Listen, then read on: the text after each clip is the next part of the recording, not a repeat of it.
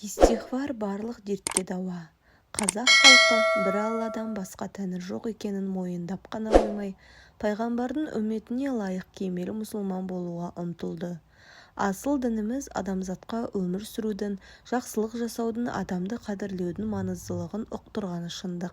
Әр адамға барлық жақсылықты, барлық рахаттықты жіберетін және барлық дертті, қиыншылықты жіберетін де Алла тағала. Нығмет келгенде шүкір ету, дерт келгенде истиғфар айтып сабыр етудің өзектілігін білген абзал. Мәселен, жүрек ауырса, онда адамның жаны ауыр дертке шалдығады.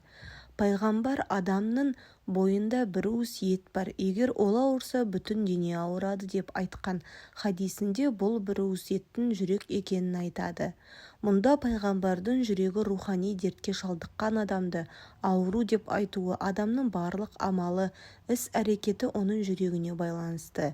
Негізінде жүректің орындауы тиіс амалы, білім алу, адамдарға жақсылық жасау, өзгелерді ізгілікке шақыру және Аллаға құлшылық қылу.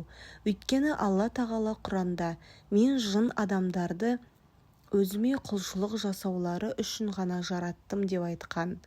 Адам баласы пенде болған соң кінә жасайды, артық сөз айтып кісінің ақысына кіреді, қателіктерге жол береді.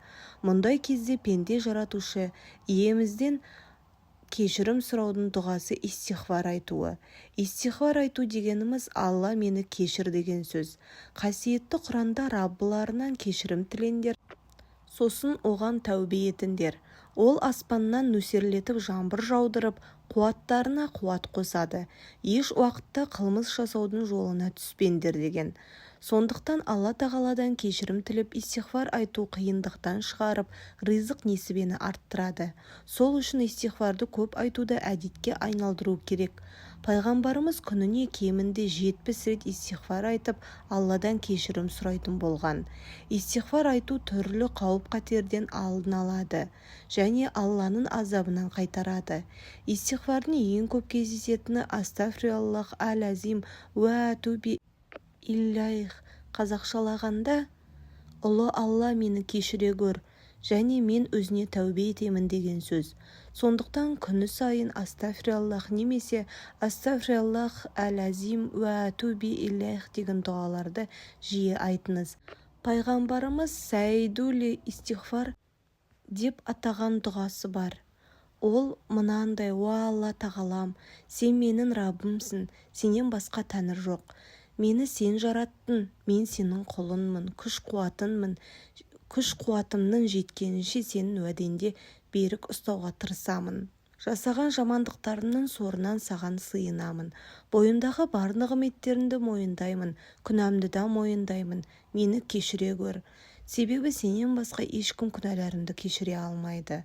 Тағы бір хадис шарифте тәубе және истиғфар еткеннің барлық күнәсі кешіріледі делінген.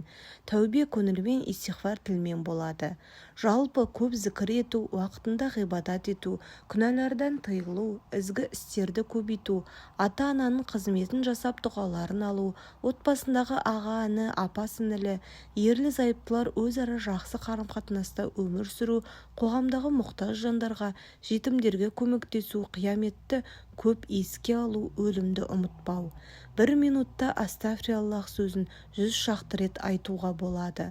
Осы сәтте сіз Алланың кешіріміне, мейірімділігіне бөленесіз. Жақсылыққа кенеліп, жамандық атаулыдан алшақ тұрасыз. Және ең үлкен сый ол жәннат. Сондықтан истиғфарды жиі айтуды әдетке айналдырсаңыз, соның жемісін көресіз.